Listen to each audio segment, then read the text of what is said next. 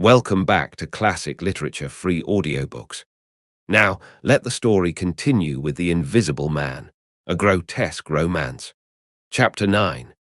Mr. Thomas Marvel. You must picture Mr. Thomas Marvel as a person of copious, flexible visage, a nose of cylindrical protrusion, a liquorish, ample, fluctuating mouth, and a beard of bristling eccentricity. His figure inclined to embonpoint. His short limbs accentuated this inclination. He wore a furry silk hat, and the frequent substitution of twine and shoelaces for buttons, apparent at critical points of his costume, marked a man essentially bachelor. Mr. Thomas Marvel was sitting with his feet in a ditch by the roadside over the down towards Adderdean, about 1.5 miles out of Iping. His feet, save for socks of irregular openwork, were bare. His big toes were broad and pricked like the ears of a watchful dog. In a leisurely manner. He did everything in a leisurely manner. He was contemplating trying on a pair of boots. They were the soundest boots he had come across for a long time, but too large for him, whereas the ones he had were, in dry weather, a very comfortable fit, but too thin-soled for damp. Mr. Thomas Marvel hated roomy shoes, but then he hated damp. He had never properly thought out which he hated most, and it was a pleasant day, and there was nothing better to do. So he put the 4 shoes in a graceful group on the turf and looked at them, and seeing them there among the grass and springing agrimony, it suddenly occurred to him that both pairs were exceedingly ugly to see. He was not at all startled by a voice behind him. "They're boots, anyhow," said the voice. "They are charity boots," said Mr. Thomas Marvel, with his head on one side regarding them distastefully. "And which is the ugliest pair in the whole blessed universe, I'm darned if I know." Said the voice. "I've worn worse, in fact I've worn none. But none so audacious ugly, if you'll allow the expression. I've been cadging boots, in particular, for days, because I was sick of them. They're sound enough, of course, but a gentleman on tramp sees such a thundering lot of his boots. And if you'll believe me, I've raised nothing in the whole blessed country, try as I would, but them. Look at 'em. And a good country for boots, too, in a general way. But it's just my promiscuous luck. I've got my boots in this country 10 years or more, and then they treat you like this. It's a beast of a country," said the voice, "and pigs for people." "Ain't it?" said Mr. Thomas Marvel. "Lord, but them boots, it beats it." He turned his head over his shoulder to the right to look at the boots of his interlocutor with a view to comparisons, and lo, where the boots of his interlocutor should have been were neither legs nor boots. He was irradiated by the dawn of a great amazement. "Where are ye?" said Mr. Thomas Marvel over his shoulder, and coming on all fours. He saw a stretch of empty downs, with the wind swaying the remote green-pointed furze bushes. "Am I drunk?" said Mr. Marvel. "Have I had visions? Was I talking to myself? What the—" "Don't be alarmed," said a voice. "None of your ventriloquizing me," said Mr. Thomas Marvel, rising sharply to his feet. "Where are ye? Alarmed, indeed." "Don't be alarmed," repeated the voice. "You'll be alarmed in a minute, you silly fool," said Mr. Thomas Marvel. "Where are ye? Lemme get my mark on ye." "Are ye buried?" said Mr. Thomas Marvel after an interval. There was no answer. Mr. Thomas Marvel stood bootless and amazed, his jacket nearly thrown off. "Peewit," said a peewit, very remote. "Peewit, indeed," said Mr. Thomas Marvel. "This ain't no time for foolery." The down was desolate, east and west, north and south. The road, with its shallow ditches and white bordering stakes, ran smooth and empty north and south, and save for that peewit, the blue sky was empty too. "So help me," said Mr. Thomas Marvel, shuffling his coat onto his shoulders again. "It's the drink, I might ha' known." "It's not the drink," said the voice. "You keep your nerves steady." "Ow," said Mr. Marvel, and his face grew white amidst its patches. "It's the drink," his lips repeated noiselessly. He remained staring about him, rotating slowly backwards. "I could have swore I heard a voice," he whispered. "Of course you did." "It's there again," said Mr. Marvel, closing his eyes and clasping his hand on his brow with a tragic gesture. He was suddenly taken by the collar and shaken violently, and left more dazed than ever. "Don't be a fool," said the voice. "I'm off my blooming chump," said Mr. Marvel. "It's no good. It's fretting about them blasted boots. I'm off my blessed blooming chump, or its spirits." "Neither one thing nor the other," said the voice. "Listen." "Chump," said Mr. Marvel. "1 minute," said the voice, penetratingly, tremulous with self-control. "Well," said Mr. Thomas Marvel, with a strange feeling of having been dug in the chest by a finger. "You think I'm just imagination. Just imagination." "What else can you be?" said Mr. Thomas Marvel, rubbing the back of his neck. "Very well," said the voice, in a tone of relief. "Then I'm going to throw flints at you till you think differently." "But where are ye?" The voice made no answer. Whiz came a flint, apparently out of the air, and missed Mr. Marvel's shoulder by a hair's breadth. Mr. Marvel, turning, saw a flint jerk up into the air, trace a complicated path, hang for a moment, and then fling at his feet with almost invisible rapidity. He was too amazed to dodge. Whiz it came, and ricocheted from a bare toe into the ditch. Mr. Thomas Marvel jumped a foot and howled aloud. Then he started to run, tripped over an unseen obstacle, and came head over heels into a sitting position. "Now," said the voice, as a third stone curved upward and hung in the air above the tramp. "Am I imagination?" Mr. Marvel, by way of reply, struggled to his feet and was immediately rolled over again. He lay quiet for a moment. "If you struggle any more," said the voice, "I shall throw the flint at your head." "It's a fair do," said Mr. Thomas Marvel, sitting up, taking his wounded toe in hand and fixing his eye on the third missile. "I don't understand it. Stones flinging themselves, stones talking, put yourself down, rot away, I'm done." The third flint fell. "It's very simple," said the voice. "I'm an invisible man." "Tell us something I don't know," said Mr. Marvel, gasping with pain. "Where you've hid, how you do it, I don't know, I'm beat." "That's all," said the voice. "I'm invisible, that's what I want you to understand. Anyone could see that. There is no need for you to be so confounded impatient, mister. Now then, give us a notion, how are you hid? I'm invisible, that's the great point, and what I want you to understand is this." "But whereabouts?" interrupted Mr. Marvel. "Here, 6 yards in front of you." "Oh, come, I ain't blind. You'll be telling me next you're just thin air. I'm not one of your ignorant tramps." "Yes, I am thin air. You're looking through me." "What, ain't there any stuff to you? Vox et, what is it?" "Jabber. Is it that? I am just a human being, solid, needing food and drink, needing covering too, but I'm invisible, you see, invisible, simple idea, invisible." "What, real like?" "Yes, real." "Let's have a hand of you," said Marvel, "if you are real. It won't be so darn out of the way like then. Lord," he said, "how you made me jump, gripping me like that." He felt the hand that had closed round his wrist with his disengaged fingers, and his fingers went timorously up the arm, patted a muscular chest, and explored a bearded face. Marvel's face was astonishment. "I'm dashed," he said. "If this don't beat cockfighting, most remarkable. And there I can see a rabbit clean through you, 1/2 mile away.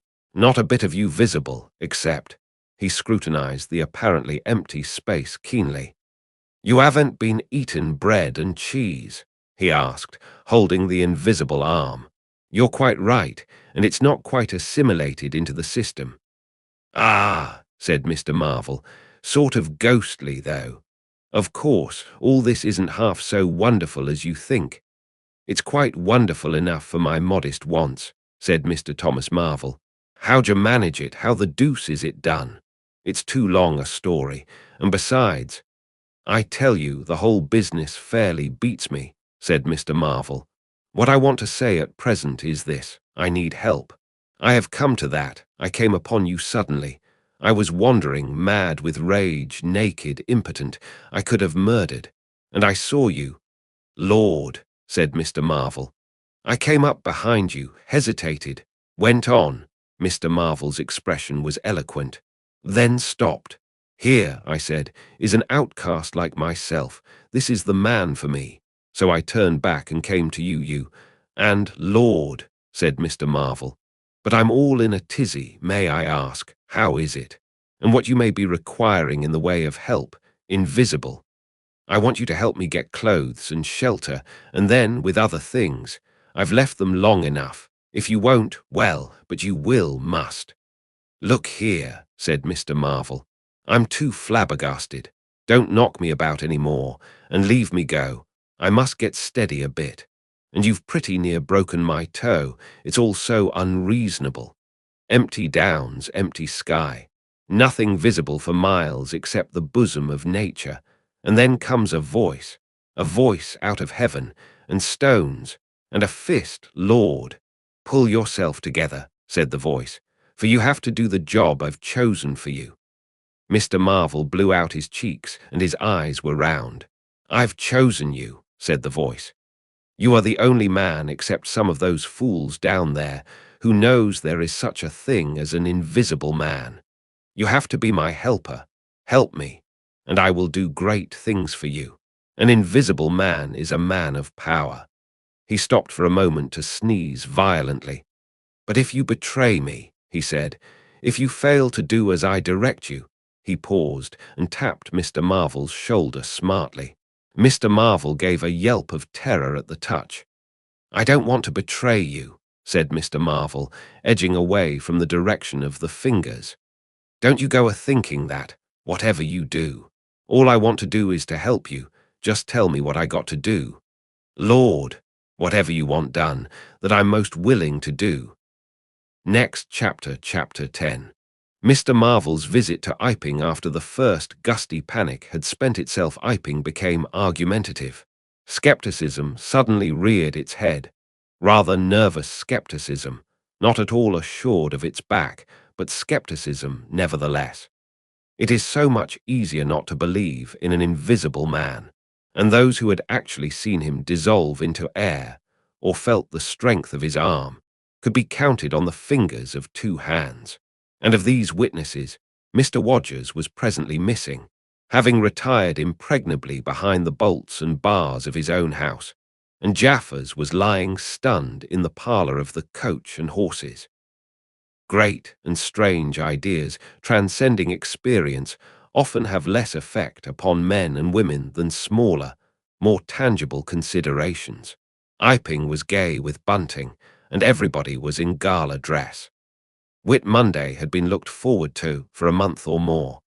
By the afternoon, even those who believed in the unseen were beginning to resume their little amusements in a tentative fashion, on the supposition that he had quite gone away, and with the skeptics he was already a jest.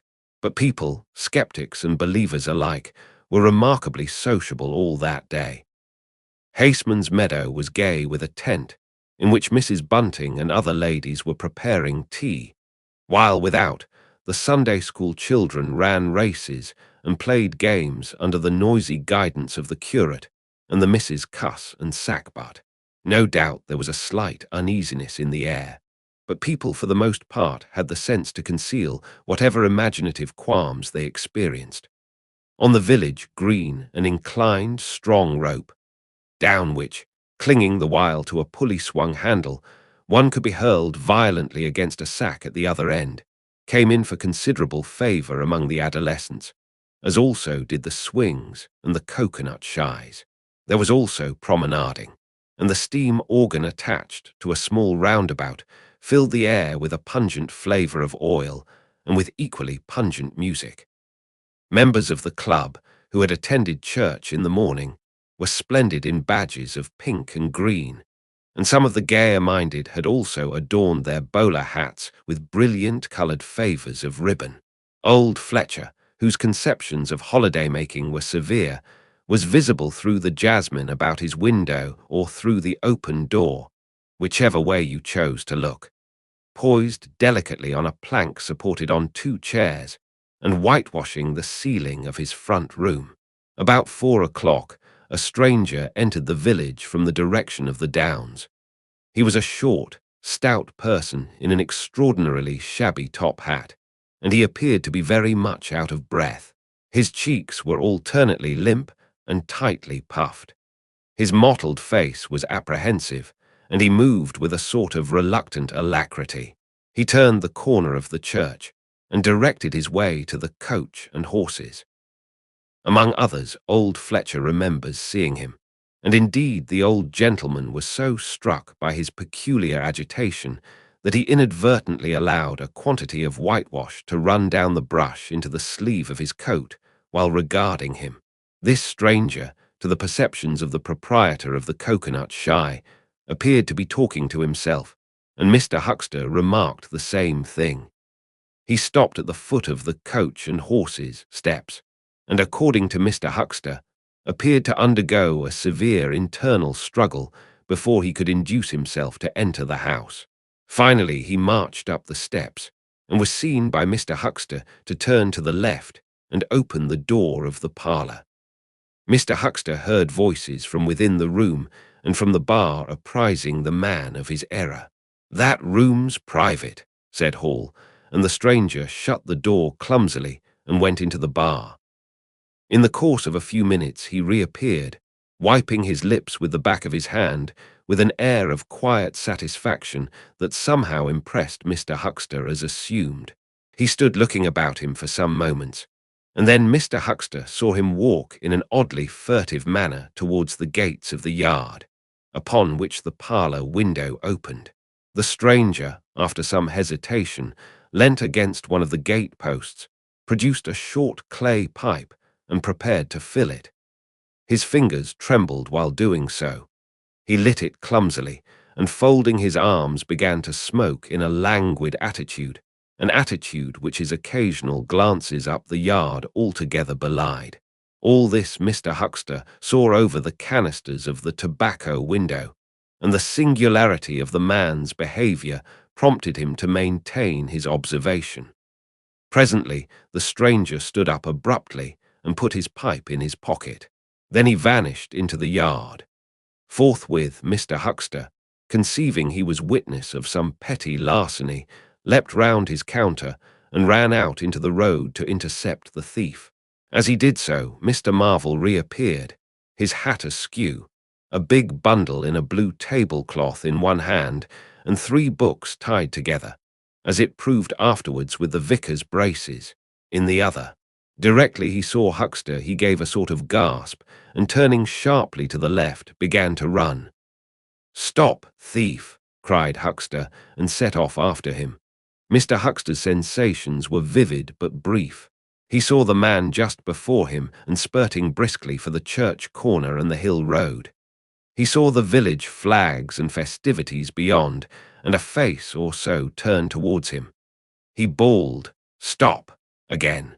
He had hardly gone 10 strides before his shin was caught in some mysterious fashion, and he was no longer running, but flying with inconceivable rapidity through the air. He saw the ground suddenly close to his face. The world seemed to splash into a million whirling specks of light, and subsequent proceedings interested him no more. Next chapter, chapter 11. In the coach and horses. Now, in order clearly to understand what had happened in the inn, it is necessary to go back to the moment when Mr. Marvel first came into view of Mr. Huxter's window. At that precise moment, Mr. Cuss and Mr. Bunting were in the parlour. They were seriously investigating the strange occurrences of the morning, and were, with Mr. Hall's permission, making a thorough examination of the invisible man's belongings.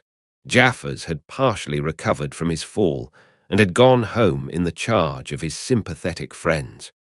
The stranger's scattered garments had been removed by Mrs. Hall and the room tidied up, and on the table under the window where the stranger had been wont to work, Cuss had hit almost at once on 3 big books in manuscript labelled diary. Diary, said Cuss, putting the 3 books on the table. Now, at any rate, we shall learn something. The vicar stood with his hands on the table. Diary, repeated Cuss, sitting down, putting 2 volumes to support the 3rd, and opening it. No name on the flyleaf. Bother, cipher. And figures. The vicar came round to look over his shoulder. Cuss turned the pages over with a face suddenly disappointed. Dear me, it's all cipher, Bunting. There are no diagrams, asked Mr. Bunting. No illustrations throwing light. See for yourself, said Mr. Cuss. Some of it's mathematical, and some of it's Russian or some such language, to judge by the letters, and some of it's Greek. Now the Greek I thought you. Of course, said Mr. Bunting, taking out and wiping his spectacles, and feeling suddenly very uncomfortable, for he had no Greek left in his mind worth talking about. Yes, the Greek, of course, may furnish a clue. I'll find you a place. I'd rather glance through the volumes first, said Mr. Bunting, still wiping. A general impression first, Cuss, and then, we can go looking for clues. He coughed, put on his glasses, arranged them fastidiously, coughed again, and wished something would happen to avert the seemingly inevitable exposure. Then he took the volume Cuss handed him in a leisurely manner. And then something did happen. The door opened suddenly. Both gentlemen started violently, looked round, and were relieved to see a sporadically rosy face beneath a furry silk hat. Tap, asked the face, and stood staring. No, said both gentlemen at once. Over the other side, my man, said Mr. Bunting. And please shut that door, said Mr. Cuss irritably. All right, said the intruder, as it seemed in a low voice curiously different from the huskiness of its first inquiry. Right you are, said the intruder in the former voice. Stand clear. And he vanished and closed the door. A sailor, I should judge, said Mr. Bunting.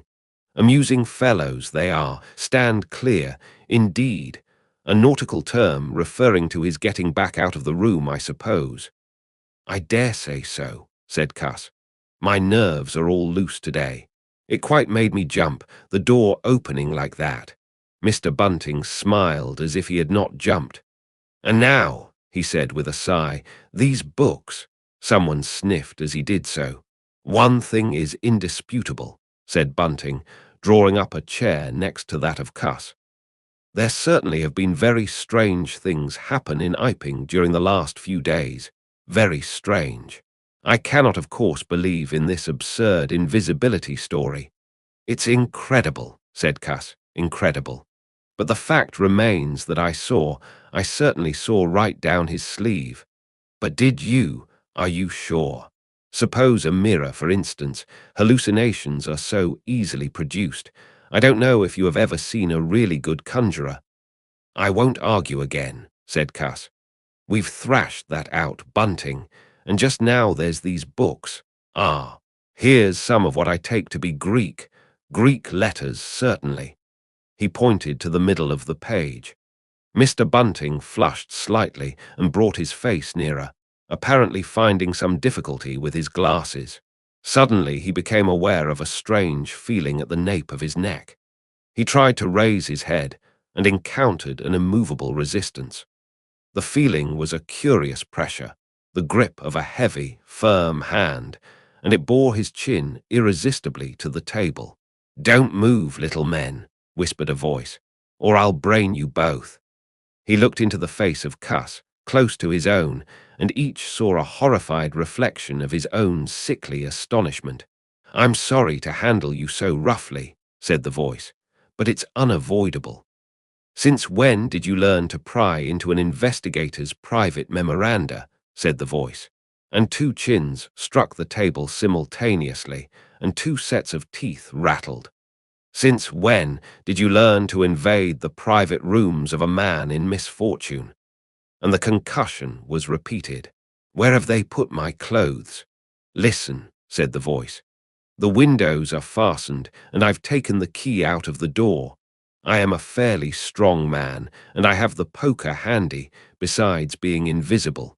There's not the slightest doubt that I could kill you both and get away quite easily if I wanted to. Do you understand? Very well. If I let you go, will you promise not to try any nonsense and do what I tell you?" The vicar and the doctor looked at one another, and the doctor pulled a face. "Yes," said Mr. Bunting, and the doctor repeated it. Then the pressure on the necks relaxed, and the doctor and the vicar sat up, both very red in the face and wriggling their heads. "Please keep sitting where you are," said the invisible man. "Here's the poker, you see. When I came into this room," continued the invisible man, after presenting the poker to the tip of the nose of each of his visitors, "I did not expect to find it occupied, and I expected to find, in addition to my books of memoranda, an outfit of clothing. Where is it? No, don't rise. I can see it's gone. Now, just at present, though the days are quite warm enough for an invisible man to run about stark, the evenings are quite chilly. I want clothing and other accommodation, and I must also have those 3 books. Next chapter, chapter 12. The invisible man loses his temper. It is unavoidable that at this point the narrative should break off again, for a certain very painful reason that will presently be apparent. While these things were going on in the parlour, and while Mr. Huxter was watching, Mr. Marvel smoking his pipe against the gate, not a dozen yards away were Mr. Hall and Teddy Henfrey discussing in a state of cloudy puzzlement the one iping topic. Suddenly there came a violent thud against the door of the parlour, a sharp cry, and then silence. "Hullo," said Teddy Henfrey. "Hullo," from the tap. Mr. Hall took things in slowly but surely. "That ain't right," he said, and came round from behind the bar towards the parlour door. He and Teddy approached the door together with intent faces, their eyes considered. "Summat wrong," said Hall, and Henfrey nodded agreement. Whiffs of an unpleasant chemical odour met them, and there was a muffled sound of conversation, very rapid and subdued. "You all right, Thur?" asked Hall, rapping. The muttered conversation ceased abruptly. For a moment's silence, then the conversation was resumed in hissing whispers, then a sharp cry of "No. No, you don't." There came a sudden motion and the oversetting of a chair, a brief struggle, silence again. "What the deuce?" exclaimed Henfrey sotto voce. "You all right, Thur?" asked Mr. Hall sharply again. The vicar's voice answered with a curious jerking intonation. "Quite right. Please don't interrupt." "Odd," said Mr. Henfrey. "Odd," said Mr. Hall. "Says don't interrupt," said Henfrey. "I hear'n," said Hall. "And a sniff," said Henfrey. They remained listening. The conversation was rapid and subdued. "I can't," said Mr. Bunting, his voice rising. "I tell you, sir, I will not." "What was that?" asked Henfrey. "Says he why not," said Hall. "Warn't speaking to us, was he? Disgraceful," said Mr. Bunting within. "Disgraceful," said Mr. Henfrey. "I heard it distinct." "Who's that speaking now?" asked Henfrey. "Mr. Cuss, I suppose," said Hall. "Can you hear anything?" Silence. The sounds within indistinct and perplexing. "Sounds like throwing the tablecloth about," said Hall. Mrs. Hall appeared behind the bar. Hall made gestures of silence and invitation. This aroused Mrs. Hall's wifely opposition. "What you're listening there for, Hall?" she asked. "Ain't you nothing better to do, busy day like this?" Hall tried to convey everything by grimaces and dumb show, but Mrs. Hall was obdurate. She raised her voice. So Hall and Henfrey, rather crestfallen, tiptoed back to the bar, gesticulating to explain to her. At first, she refused to see anything in what they had heard at all. Then she insisted on Hall keeping silence while Henfrey told her his story. She was inclined to think the whole business nonsense. Perhaps they were just moving the furniture about. "I hear'd say disgraceful, that I did," said Hall. "I hear'd that, Mrs. Hall," said Henfrey. "Like as not," began Mrs. Hall. "HSH," said Mr. Teddy Henfrey. "Didn't I hear the window?" "What window?" asked Mrs. Hall. "Parlour window," said Henfrey. Everyone stood listening intently. Mrs. Hall's eyes, directed straight before her, saw without seeing the brilliant oblong of the inn door, the road white and vivid, and Huckster's shop front blistering in the June sun. Abruptly Huckster's door opened and Huckster appeared, eyes staring with excitement, arms gesticulating. "Yap!" cried Huckster. "Stop thief!" And he ran obliquely across the oblong towards the yard gates and vanished. Simultaneously came a tumult from the parlour, and a sound of windows being closed. Hall, Henfrey, and the human contents of the tap rushed out at once pell-mell into the street. They saw someone whisk round the corner towards the road, and Mr. Huckster executing a complicated leap in the air that ended on his face and shoulder. Down the street people were standing astonished or running towards them. Mr. Huckster was stunned. Henfrey stopped to discover this, but Hall and the two labourers from the tap rushed at once to the corner, shouting incoherent things, and saw Mr. Marvel vanishing by the corner of the church wall. They appear to have jumped to the impossible conclusion that this was the invisible man suddenly become visible, and set off at once along the lane in pursuit. But Hall had hardly run a dozen yards before he gave a loud shout of astonishment and went flying headlong sideways, clutching one of the labourers and bringing him to the ground. He had been charged just as one charges a man at football. The second labourer came round in a circle, stared, and conceiving that Hall had tumbled over of his own accord, turned to resume the pursuit, only to be tripped by the ankle just as Huckster had been. Then, as the first labourer struggled to his feet, he was kicked sideways by a blow that might have felled an ox. As he went down, the rush from the direction of the village green came round the corner. The first to appear was the proprietor of the Coconut Shy, a burly man in a blue jersey. He was astonished to see the lane empty save for three men sprawling absurdly on the ground.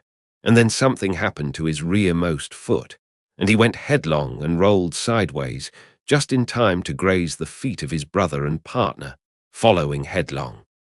The two were then kicked, knelt on, fallen over, and cursed by quite a number of over-hasty people. Now when Hall and Henfrey and the labourers ran out of the house, Mrs. Hall, who had been disciplined by years of experience, remained in the bar next the till. And suddenly the parlour door was opened, and Mr. Cuss appeared, and without glancing at her, rushed at once down the steps toward the corner. "Hold him," he cried. "Don't let him drop that parcel." He knew nothing of the existence of Marvel, for the invisible man had handed over the books and bundle in the yard. The face of Mr. Cuss was angry and resolute, but his costume was defective, a sort of limp white kilt that could only have passed muster in Greece. "Hold him," he bawled. "He's got my trousers, and every stitch of the vicar's clothes. Tend to him in a minute," he cried to Henfrey as he passed the prostrate Huckster, and coming round the corner to join the tumult, was promptly knocked off his feet into an indecorous sprawl. Somebody in full flight trod heavily on his finger. He yelled, struggled to regain his feet, was knocked against and thrown on all fours again, and became aware that he was involved not in a capture, but a rout. Everyone was running back to the village. He rose again and was hit severely behind the ear. He staggered and set off back to the coach and horses forthwith, leaping over the deserted Huckster, who was now sitting up on his way. Behind him, as he was halfway up the inn steps, he heard a sudden yell of rage, rising sharply out of the confusion of cries, and a sounding smack in someone's face. He recognized the voice as that of the invisible man, and the note was that of a man suddenly infuriated by a painful blow. In another moment, Mr. Cuss was back in the parlour. "He's coming back, Bunting," he said, rushing in. "Save yourself." Mr. Bunting was standing in the window, engaged in an attempt to clothe himself in the hearthrug and a West Surrey Gazette. "Who's coming?" he said, so startled that his costume narrowly escaped disintegration. "Invisible Man," said Cuss, and rushed on to the window. "We'd better clear out from here. He's fighting mad, mad." In another moment he was out in the yard. "Good heavens," said Mr. Bunting, hesitating between two horrible alternatives. He heard a frightful struggle in the passage of the inn, and his decision was made. He clambered out of the window, adjusted his costume hastily, and fled up the village as fast as his fat little legs would carry him. From the moment when the Invisible Man screamed with rage and Mr. Bunting made his memorable flight up the village, it became impossible to give a consecutive account of affairs in Iping. Possibly the Invisible Man's original intention was simply to cover Marvel's retreat with the clothes and books. But his temper, at no time very good, seems to have gone completely at some chance blow, and forthwith he set to smiting and overthrowing, for the mere satisfaction of hurting. You must figure the street full of running figures, of doors slamming and fights for hiding places. You must figure the tumult suddenly striking on the unstable equilibrium of old Fletcher's planks and two chairs, with cataclysmic results. You must figure an appalled couple caught dismally in a swing. And then the whole tumultuous rush has passed, and the Iping Street with its gourds and flags is deserted save for the still raging unseen, and littered with coconuts, overthrown canvas screens, and the scattered stock in trade of a sweetstuff stall. Everywhere there is a sound of closing shutters and shoving bolts, and the only visible humanity is an occasional flitting eye under a raised eyebrow in the corner of a window pane. The Invisible Man amused himself for a little while by breaking all the windows in the coach and horses, and then he thrust a street lamp through the parlour window of Mrs. Gribble. He it must have been who cut the telegraph wire to Adderdean just beyond Higgins' cottage on the Adderdean road. And after that, as his peculiar qualities allowed, he passed out of human perceptions altogether, and he was neither heard, seen, nor felt in Iping any more. He vanished absolutely. But it was the best part of 2 hours before any human being ventured out again into the desolation of Iping Street. And that wraps up chapters 9 to 12 of The Invisible Man, a grotesque romance. If you enjoyed it, please like the video and share your thoughts in the comments. Want to keep listening? Head over to the next chapter and let it play in the background while you relax or work. Links are in description. Don't forget to subscribe and tap the bell so you'll be notified when the next chapters are released. Thanks for listening.